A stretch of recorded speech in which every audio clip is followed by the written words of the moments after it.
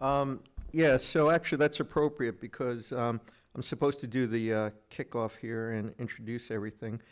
And I think for me, it's all been part of a progression from when I joined Adweek. It wasn't even Adweek yet. It was called Annie, Advertising News of New York. And, I started covering network TV was my first beat. And to watch the progression of where we are today is worth a little step back.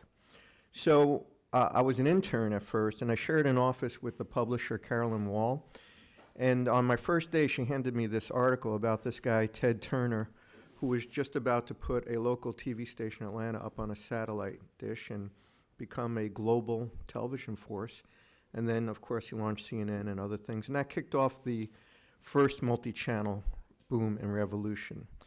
And from my perspective, it's been a progression ever since, leading up to today, Facebook and other companies like that. So when we first started covering the internet in the early 90s, I was actually fortunate enough to be part of a program that took place. The first kickoff meeting was here, actually, 20 years ago. It was called DMAP, and it was a project of the Advertising Research Foundation and the MIT Media Lab. And the goal was to plot out how digital media would impact principally advertising, but all the media that depended on it. And it was the first time I'd ever seen Wi-Fi demonstrated live in person, was in this room, and then I went home, tried to figure out how to do that on my own. Kind of worked after a while, but the point was they created a model for predicting how media curves would evolve in the future. For mostly ad-supported media, but for all media. It was a 6-month project. We put together about 25 years worth of historical data about advertising, economics, regulation, technology, and they built an OS, and the members of this project were the big media companies like CBS and ad agencies like Gray and McCann Erickson. And it culminated in a 2-day symposium at the MIT Media Lab in the Cube in Cambridge. And what was interesting, the takeaway I had was, aside from technology curves, they said what we'll see is an evolution of business models.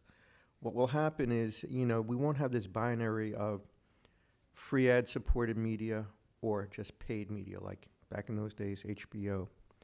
What you'll see is basically kind of basically a strata of negotiations going on between consumers and the media and advertisers.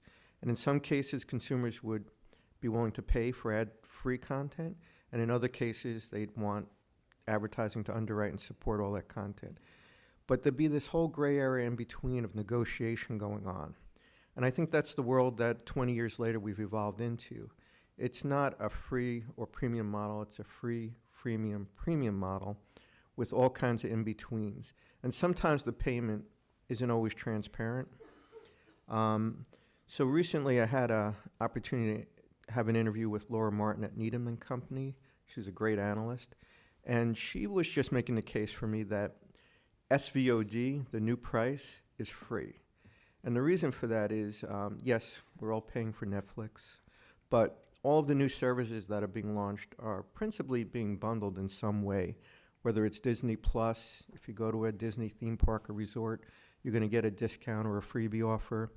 Or, if you think about Prime with Amazon, you signed up for free delivery and now you've gotten this free video service.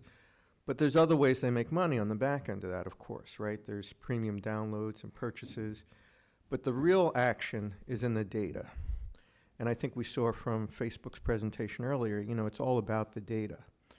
So these are all ways that companies, media companies, brands are figuring out how to monetize the back end of this golden age of video content. And it's really, the thing I wanted to remind you of is it's just been part of a progression. So just to close the loop on that, it's a good thing for advertising and media. It creates a lot of dislocation and disruption, of course. But here's the principle I'd like to leave you with. When I started in 1980 at Adweek, there were only 200 brands using network TV from about 50 companies.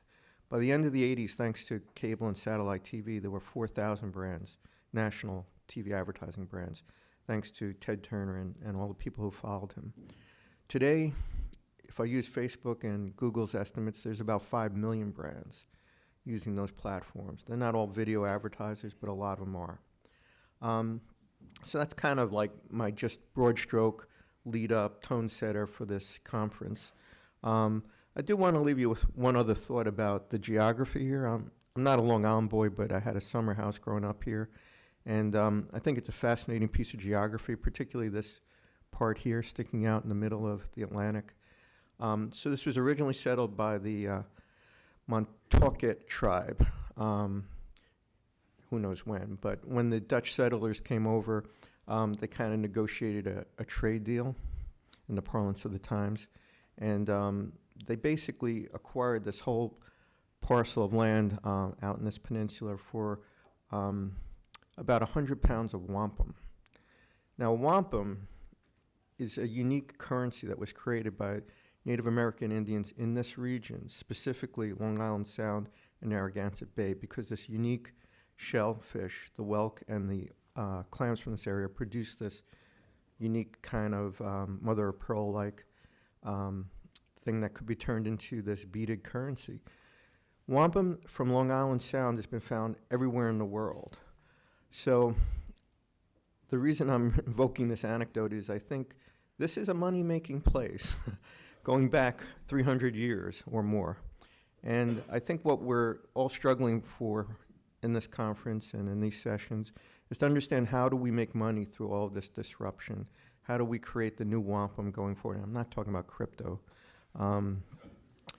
It's really about how do you leverage these relationships between the consumer, the brand, and the media companies. And yes, it's gotten more complicated. We're going to talk about that in some of the sessions. I'm going to be doing one on OTT metrics tomorrow. I hope you stick around for that. It makes my brain hurt. You know, I used to be a master of media research and Nielsen ratings, and I have a hard time understanding even what we're talking about sometimes when we use phrases like impressions, but hopefully we'll shed some light on that. But what we're going to see coming out of this is a new golden age of advertising and media. It will be complicated. There'll be more choice than ever before, but it'll be a good ride and exciting to cover. And from my perspective, it's all the same progression. It's just getting more fragmented and more choice and more options. So on that note, I'd like to introduce one of my colleagues who's going to actually be kind of the master of ceremonies for this conference. Lisa Singer, who joined us recently as our event editorial manager. It's my first time to meet her. I hope you all get a chance to talk to her. She's an award-winning reporter, producer, and writer. She's worked for media companies and corporate outlets, including Bader News, Getty Video, Court TV, Kraft Heinz, E! Entertainment, CNN, CMPG, and Toyota. By the way, I've only worked for one guy pretty much my whole career, which, anyway, you met him. So on her side, Lisa conducts social media seminars where she coaches business professionals and entrepreneurs on how to define their brand, create compelling and targeted content, and incorporate best practices to maximize their social media presence. So when you're not trying to figure out how to crack the code on TV and video, maybe Lisa could give you some good pointers on yourself. So thank you.